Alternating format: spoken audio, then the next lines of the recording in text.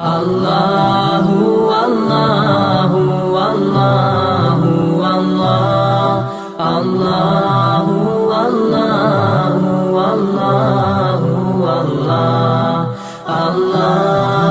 اللہ اللہ اللہ۔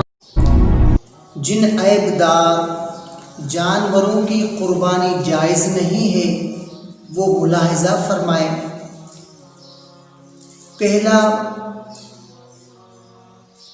جس کا ایک یا دونوں سینگ جڑ سے اکھڑ گئے ہوں، جس بھیڑ بکری کی پیدائشی طور پر دم نہ ہو، اندھا جانور، اس کی بھی قربانی جائز نہیں، ویسے تو حلال ہے۔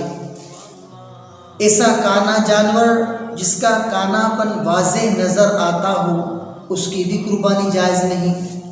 اس قدر لنگڑا جو چل کر قربانی گاہ تک نہ پہنچ سکتا ہو، یعنی چلنے میں لنگڑا پاؤں زمین پر نہ ٹکتا ہو، اس کی بھی قربانی جائز نہیں۔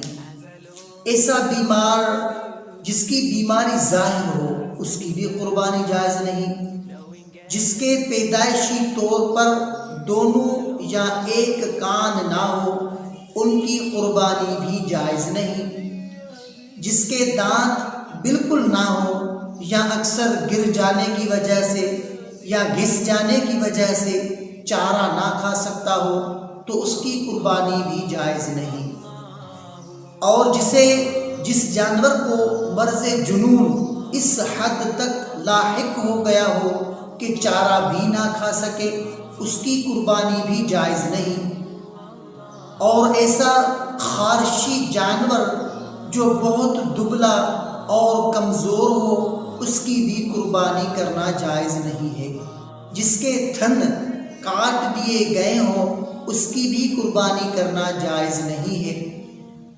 جس کے تھن اتنے کمزور ہو گئے ہوں کہ ان میں دودھ نہ اترے، اس کی بھی قربانی کرنا جائز نہیں ہے۔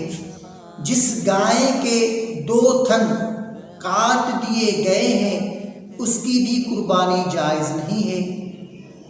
جس اونٹنی یا گائے کے 2 تھنوں کے سر جاتے رہے ہوں، ان کی بھی قربانی کرنا جائز نہیں ہے۔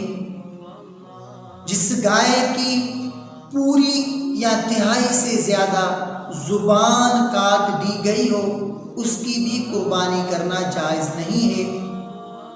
جلال یعنی جس جانور کی غذا نجاست اور گندگی ہو، اس کی بھی قربانی جائز نہیں ہے۔ جس کا ایک پاؤں کٹ گیا ہو، اس کی بھی قربانی کرنا جائز نہیں ہے۔ خنثی جانور جس میں نر و مادہ دونوں کی علامات ہوں، اس کی بھی قربانی کرنا جائز نہیں ہے۔ اللہ اللہ اللہ اللہ اللہ اللہ اللہ۔